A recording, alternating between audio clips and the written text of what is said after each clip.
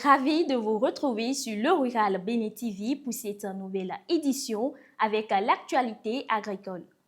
Bonsoir à toutes et à tous et merci de votre fidélité. Voici les titres de cette édition. Quel est le coût minimum pour démarrer la production du palmier à huile? Dans ce journal, vous aurez réponse à cette interrogation. Confrontés à des coupures d'électricité fréquentes et à un coût élevé du carburant pour alimenter les groupes électrogènes, certains maraîchers choisissent d'utiliser l'énergie solaire. Notre dossier de ce mercredi s'intéresse à cette solution d'avenir pour le monde rural.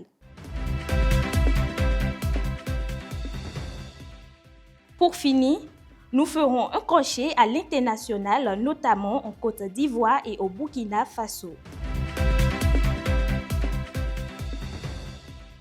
Les grandes lignes de ce journal ainsi présentées, les détails, c'est dans un instant.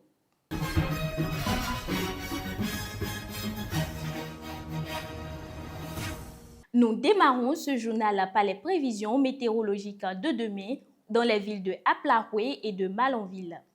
À Malanville, la journée de demain s'annonce belle et ensoleillée. Le matin, le soleil dominera avec quelques nuages élevés.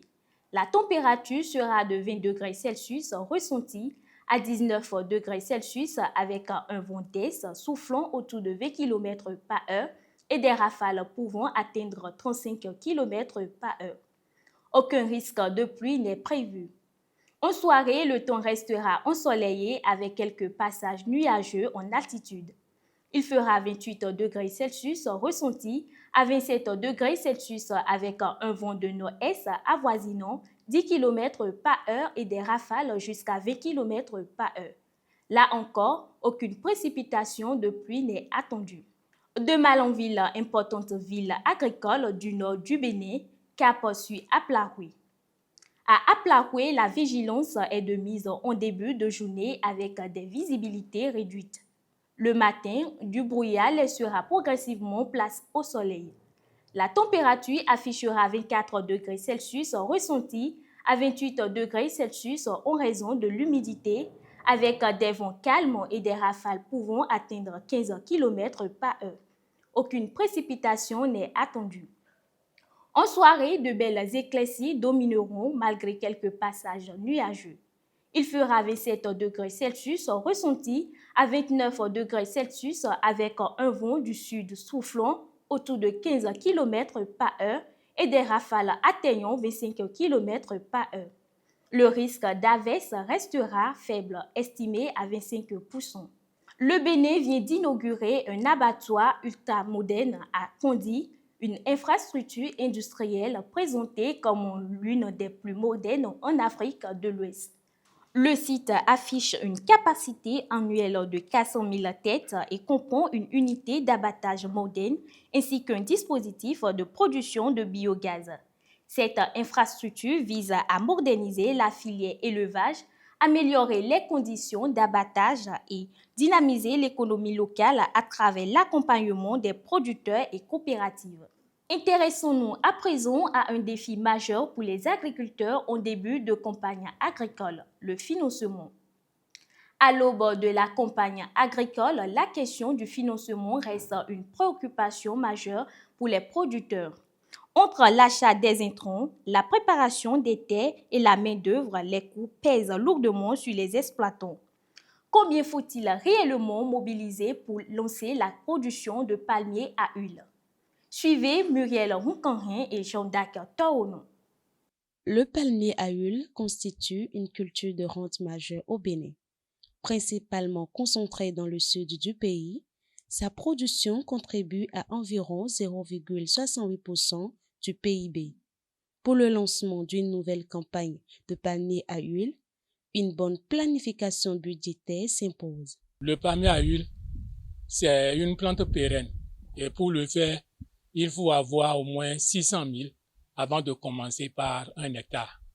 Donc, en monnaie sonnante, vous pouvez avoir 400 000 francs en poche. Pour faire 1 hectare de palmier il faut disposer d'au moins 400 à 500 000 francs sur vous. Ainsi, pour un budget estimé à environ 500 000 francs CFA, les dépenses sont généralement réparties entre la main-d'œuvre, l'achat d'engrais, l'acquisition des plants et les travaux de préparation du terrain. Il faut préparer le terrain.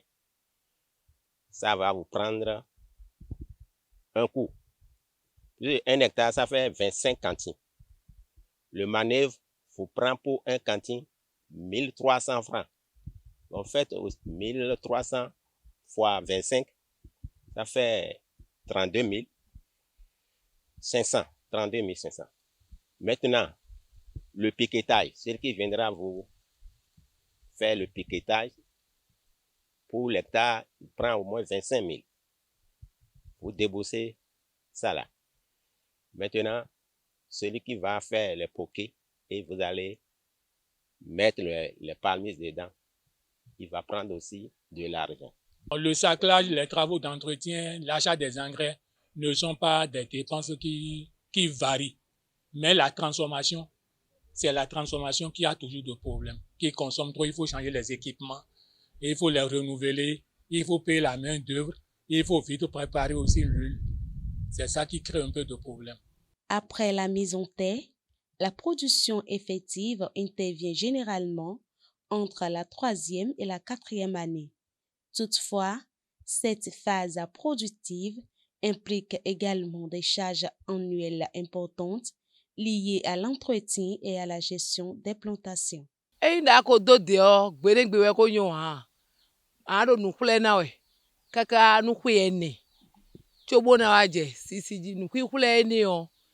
Eblo 60 000 par an.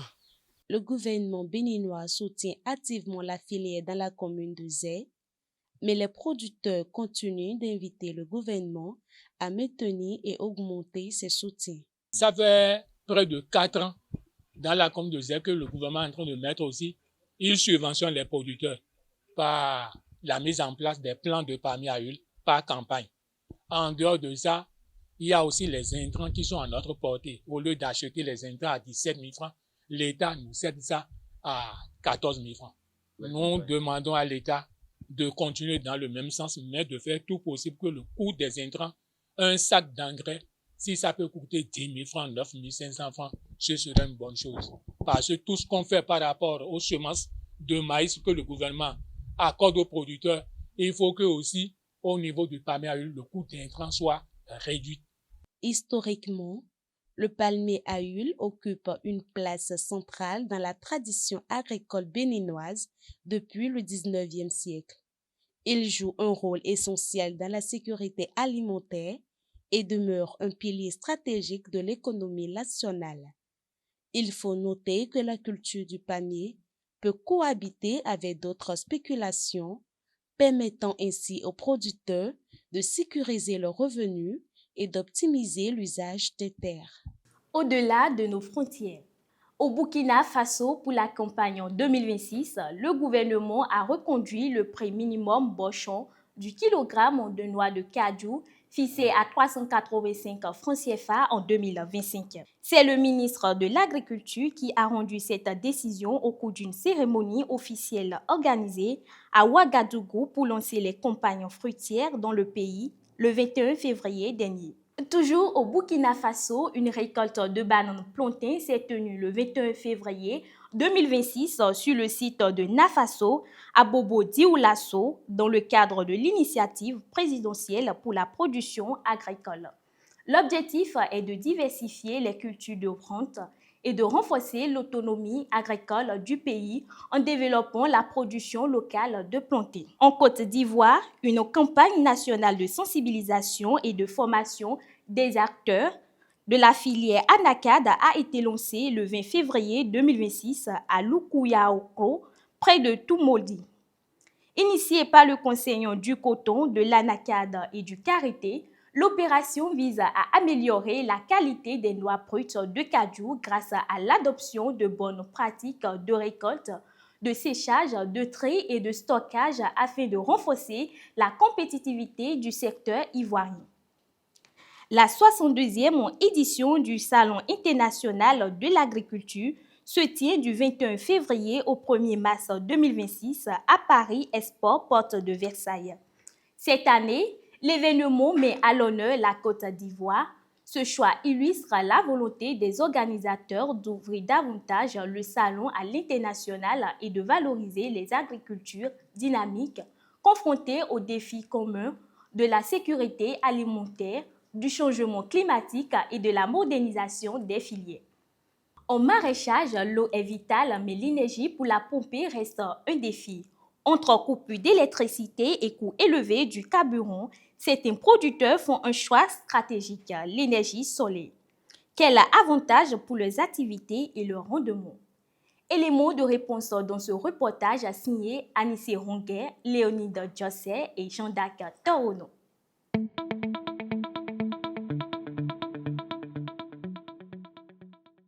Dans l'agriculture moderne, la question de l'énergie demeure un défi majeur pour de nombreux producteurs. Entre coupures d'électricité, le coût élevé du carburant, l'approvisionnement énergétique pour irriguer son site freine souvent l'élan des exploitations.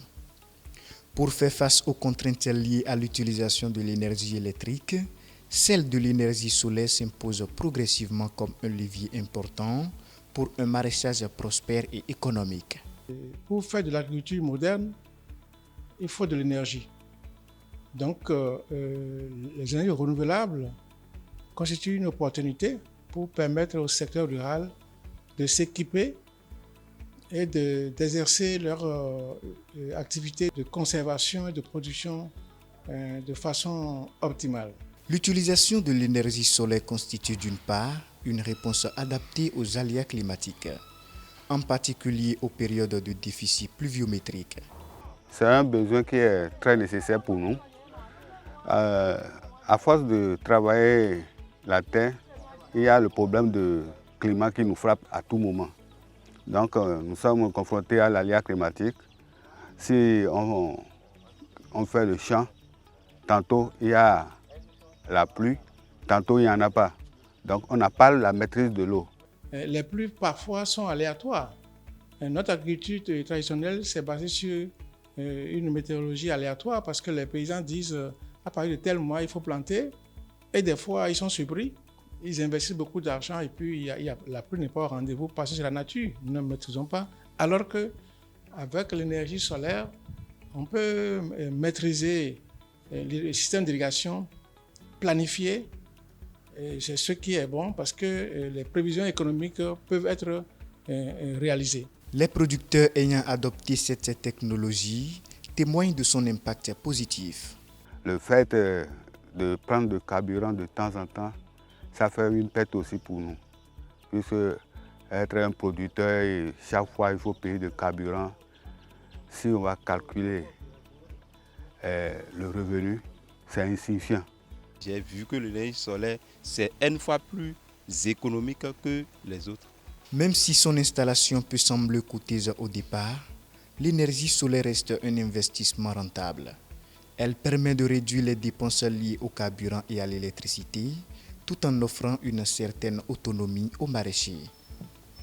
Par rapport à l'utilisation de l'énergie solaire dans le maraîchage, moi je vois que c'est très économique, c'est très bien, c'est très bon. Parce que là maintenant, tu n'auras plus parlé de trucs là, de baisse de tension.